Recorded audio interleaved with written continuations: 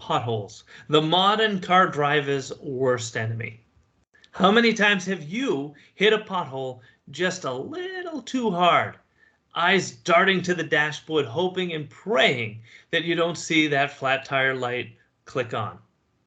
In the US alone, there are reportedly 220 million flat tires that happen every year on our roadways, posing a risk to the driver and everyone around them. Flat tires aren't the only threat. Heartbreakingly, traffic accidents are the leading cause of death for both Australians and Americans under the age of 15. Despite this, it takes multiple years to gather enough data from police reports to identify an unsafe road. We need a proactive, not a reactive approach to maintaining our city's traffic patterns and roads to effectively prevent further tragedies. Hello, I am your host, Mike Lake, and in today's preview, I will be talking with Emily Bobis, founder of Compass IoT, a road intelligence company that utilizes connected car data to better identify and predict unsafe road or traffic conditions. Innovation, resiliency, discovery. Join Mike Lake, President and CEO of Leading Cities, as we explore the technologies shaping the possibilities of our future with a preview of tomorrow. Hello and welcome, Emily. Thank you so much for joining us today on the preview of tomorrow. And of course, I want to thank all of our listeners and viewers for joining us for yet another episode. I can't wait to introduce you here to Emily Bobis. She is the founder of Compass IoT, a solution created to help transport professionals build better, safer cities through connected data. So Emily, tell us, how is it that you were motivated to get into this line of work? Well, hi, Mike. Thanks for the invite for the podcast and a very kind of nice introduction as well. In terms of wanting to get into this line of work, I'm going to be straight up really honest and say that it was never the intention at all, never to get into entrepreneurship or innovation. I believe what a lot of people do, that it's only unicorns that create unicorns. And I was always like, oh, I'm not like super bright, or I'm not a person that creates a business. And the only reason I even actually got into Compass was at university, there was like a 40% book essay that was due. And I was like, oh, I just don't know how to write this essay. I've never had such a problem before trying to start this assignment. And my lecturer at the time had said, there's a scholarship opportunity. And if you get on this scholarship trip, you don't have to do the essay. And at that point, I'd never applied for a university scholarship. And I was just like, there's such a slim chance that I'm going to get accepted onto this trip. There's only 4 places, but I'm going to apply anyway because anything's better than doing this essay. And I ended up getting on the trip by some fluke. And it was like, it was such a cruisy trip too, because I think we just had to write a reflection at the end. But the whole point of the story is on that trip is where I actually met my co-founder, Angus. And so we started staying friends after the trip. And then we started another startup actually before Compass called Airbike, which was one of the first Australian owned and operated bike sharing startups. So we did all the like infrastructure down in the ACT or Canberra for people who aren't based in Australia. And then from that, we found that there was this really big demand for mobility data and trying to figure out how people are actually using city infrastructure. Once we sold Airbike, we went and we tried to come up with something that fit that kind of sphere, and we landed on Compass. And that's kind of how Compass came about. But before we actually got into connected cars, a funny story that we like to tell is we actually started with connected cows. So the first idea for Compass was tracking cows, not cars. But we pivoted, which I think is sounds like a good idea. Yeah, there wasn't a lot of scale in cows, but I think someone's actually doing that idea now. But anyway, we then went into traffic, and that's kind of the TLDR version of Compass and like how I got into the whole thing as well. Well, it's not the story I was expecting. I would never have guessed it began with cows. Um, Yeah. and for everyone listening, I mean, if you can't tell from the accent or the references, Emily is from Australia, and uh, Australia, like the U.S., I mean, a leading cause of death among young people is actually car accidents, road traffic accidents. Um, so, I mean, this is a serious issue. I mean, unfortunately, most of us probably know someone directly or indirectly who has been the victim of a car accident, some perhaps more serious than others.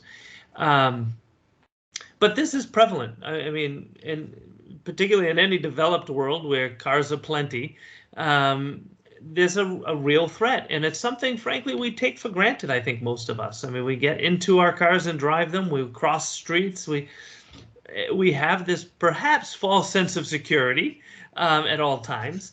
Um, but there, you mentioned the lack of data, and this is important because data can help us to identify roads that are less safe than others, and where it may be a systemic issue. You know, we think of car accidents as, you know, kind of driver initiated, or at the fault of Mm. one driver or another or whatever. But it's, if there's a particular intersection or road that's, you know, where you can look at the data and see that it's prevalent, there might be something bigger at play. Is that a fair assumption that I'm making there? Yeah, totally. And I think what a lot of people don't realize with road safety and like vehicle accidents in particular is that it's all done reactively. So in, at least in Australia, I know with black spot funding, which is the program they use to help upgrade infrastructure that's been shown to have like more intersection or more crashes at that intersection, you have to prove that you've had a number of deaths in a calendar year. So you have to say, we've had deaths, now we need the funding. But it can take 2 to 3 years for that trend to actually develop. So for some stats in Australia, you've mentioned it's one of the biggest killers of young people. So in Australia, it's the biggest killer of people under the age of 15 and the second biggest killer of Australians aged between 15 to 24, which is like a huge, huge proportion of the population. It's just insane that Yeah. we're kind of having to then wait 2 to 3 years, which in Australia, every year we have about 1,000 deaths and 35,000 injuries. Mm. So times that by 2 or 3, that's like 100,000 people that are either killed or injured in these crashes before you can actually then do something about it. So what Compass is trying to do with the car data is provide a leading indicator. So where are those instances of like people that are braking or people that are swerving and not necessarily hitting anything or anyone, but they're happening enough in a cluster that we're like, hey, there's something happening at this particular road or intersection. Maybe we need to check it out. We think that there's a likelihood that someone might eventually hit someone, whether it's in another vehicle or a roadside user, and we need to go out and investigate that so that we can prevent that death or injury, basically. I mean, that's amazing. I mean, sadly it makes sense that there's that delay. Mm. But in a situation where the data we're talking about is lives lost, or at least part of the data we're talking about is lives lost. I mean, that's a huge cost to pay. Yeah. Um, I mean, this is truly revolutionary in the sense that by shifting it from after the damage has been done and the tragedy has occurred to predict essentially, and prevent, which is even more important, to prevent such loss of life or injuries, um, is a real game changer. This has Yeah. a truly mindset change kind of in the industry, does it not? Yeah, absolutely. Because we're changing the way that we've even been allocated funding in the Yeah. past. And the way that we like to think about it is that you're providing the capability to be proactive in the way that you address the problems in the network before they become more severe, and then also dynamic in the way that you address them, because like cities themselves are not static, they're moving all the time. So being able to have access to data that then updates with you is also something that's super powerful, because a lot of it has been very manual, and it's no fault of the city planners and the traffic engineers, because that's just what they've had to work with. I mean, connected vehicle data didn't exist 5 years ago, at least not at scale or in any usable form. So it's no wonder it's been that way. But I think the point is that it doesn't have to continue in that same path. So I want to dive into, how this works, how are you collecting this data? But before we do, I know you've deployed all over Australia. Do you want to give us a sense of the impact you've had already? Yeah, sure. So one of my favorite ones, keeping on the whole, we don't just do road safety, but it's probably a good segue into this particular example. Um, we're clients with Transurban, who are one of the biggest road toll operators in Australia, but also in the world. Um, what happened was there is it's out west. There's like a highway that Transurban own.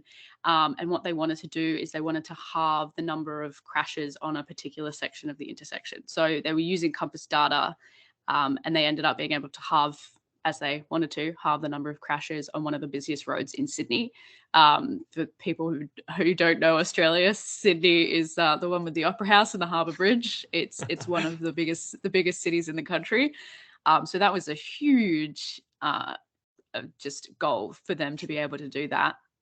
A couple of other examples is there's a city just further up, more towards Queensland, so further up north, called Lismore, and Australia got just hammered by floods in March. It was just like a disgusting amount of rain. I think we got like a year's worth of rain in like one day or something like that. And what normally happens when you have a lot of rain is then it impacts the road surface. So you get rain that gets underneath the road tarmac, and it creates potholes, which I'm sure everyone's very familiar with and hates. Sadly, yes. Yeah. So what we were able to do is we went up to Lismore and we were able to measure the level of deterioration in the road that was caused by the flooding. So we compared what's called the gyroscope data in the car. It's basically like the movements of a car, so the roll, the pitch, and then the yaw. And we were able to determine how much those movements had changed, and then determine, okay, how much the road has degraded. So we were able to show that it had degraded 50% within a week's time, just because of the amount of rain that had happened. Which is insane. Normally you'd have to get, there's a truck that you normally put lasers on, super accurate, but when was the last time you did a reading for that truck? How can you get that truck up there again to maybe read the roads again? It's very expensive, it's harder to scale. So trying to find somewhere in the middle of that is what we're able to do there. And then probably another one is there's something called origin destination, which sounds super complicated, but it's basically like how many people go from a point A to a point B and how do they get there. We did a project up in Queensland, which was measuring trucks and freight vehicles, because a lot of people want to know how a truck's getting from their point A to their point B, and what routes are they taking? Are they taking roads that maybe aren't safe for trucks or for the rest of the community, or the road is not built for the truck? So we were able to map 20 million different freight trips across a section of Queensland to see where the trucks were going, where they were starting from, whether they were taking routes that the government expected that they were taking, or whether they needed to maybe do some upgrades. I could go on forever, but they're probably like 3 examples that come to mind. Well, so now tell us, how are you doing this? I mean, obviously you're doing it with data, but and you mentioned getting the data from the car, but how does it work? Yeah, sure. So I should probably start like super low and say what a connected vehicle is, because I find everyone has, some people don't know what it is, or they have very different understandings. So simplest term, a connected vehicle is just one that has an internet connection. The internet connection allows the data from that car, from the sensors in that car, to be sent back to the manufacturer. So it's normally facilitated by a SIM card in the head unit or the front of the vehicle. Just allows it to transfer data via the cloud, not too dissimilar to how maybe your phone just, uses data to and from the cloud, or your computer to and from the cloud.